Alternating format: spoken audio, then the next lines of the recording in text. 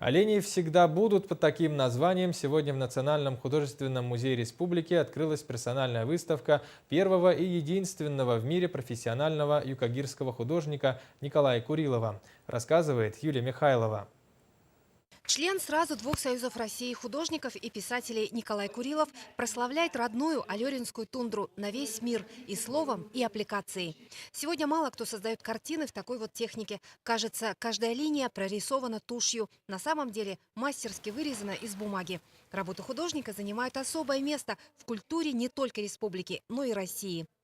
Его давно оценили российские искусствоведы. Также наше старшее поколение художников очень уважали. Например, Монкалов очень уважал его как талантливого художника. Николай Курилов – представитель талантливой семьи Куриловых, прославивших юкагирский народ на весь мир.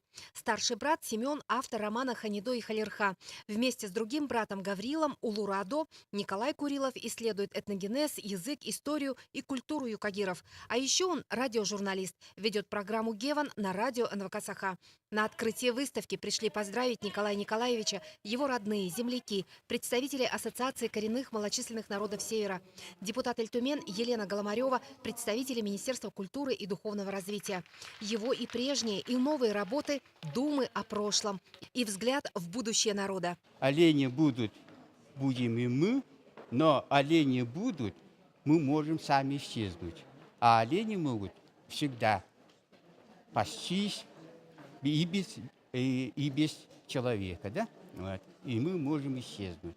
Вот где-то в этом ракурсе я такое название придумал для моей выставки.